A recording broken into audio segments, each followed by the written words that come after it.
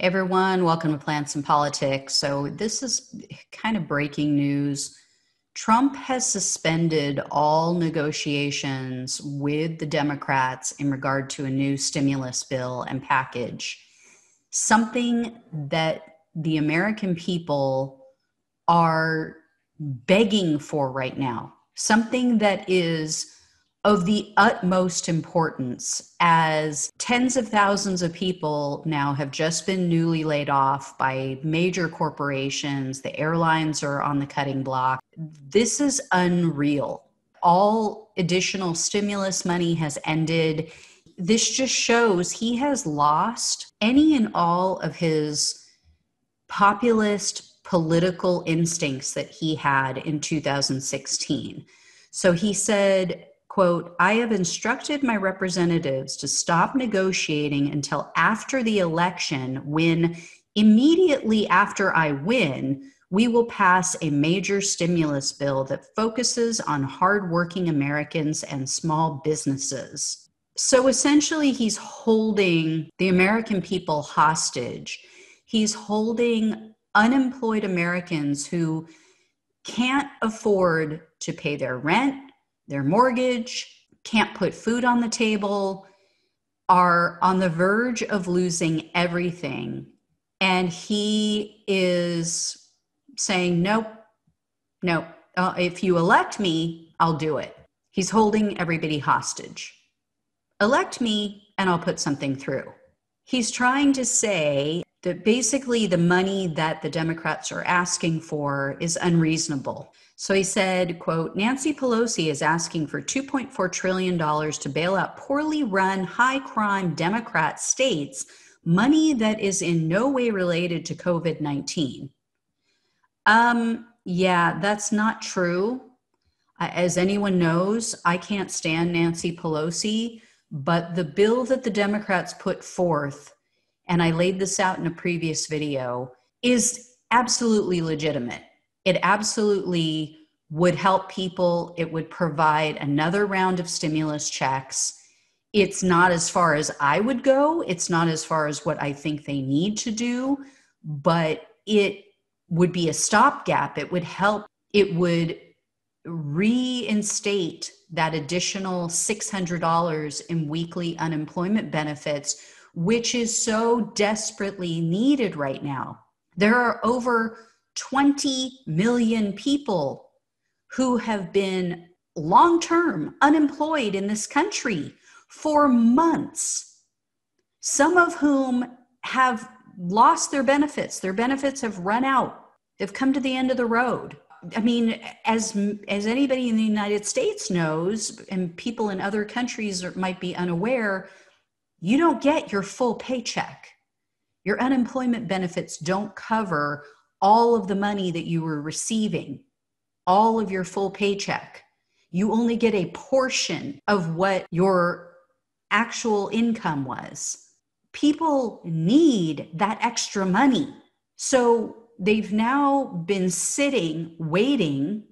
His $300 to $400 boost on unemployment has run out in most areas, or it's on the verge of running out.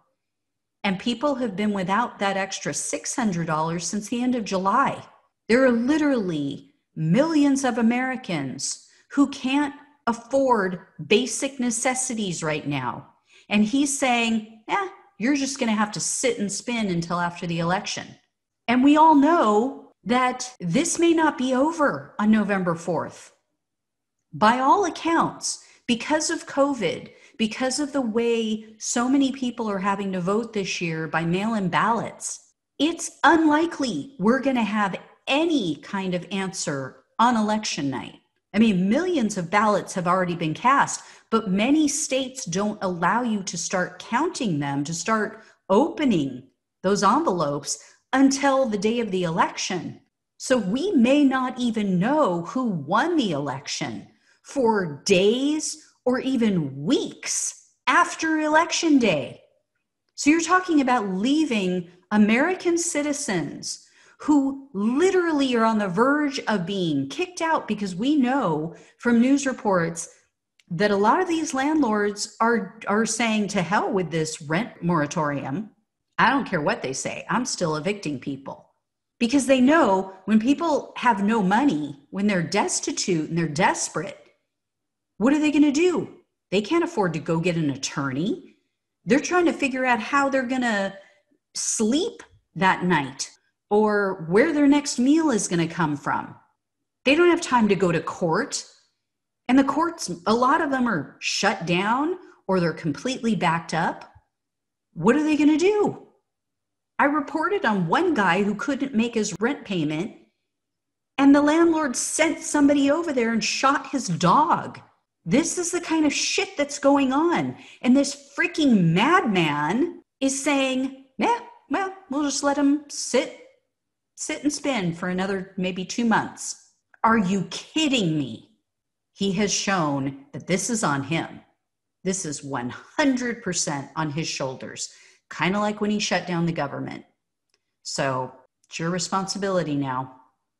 It is your fault when people can't put a roof over their heads, when people can't pay their basic bills and purchase necessities, when they have no food to feed their children, when they don't have even gas to put in their car to even go to try and apply for jobs, when they can't pay for their electricity, they can't pay for internet so that they can search for jobs online. That's on Trump now. So apparently he's good with it. He's good with taking responsibility for destroying the country. I mean, it's what he's been doing all year. So at least now he's admitting it. Unbelievable. All right, guys. As always, like, share, subscribe. I will talk to you soon. Take care. Thanks for listening to Plants and Politics. The only way we can take our country and power back is to spread the truth and build an army. So remember to like, follow, subscribe, and share on Facebook, YouTube, and wherever you listen to your podcasts. Thanks again.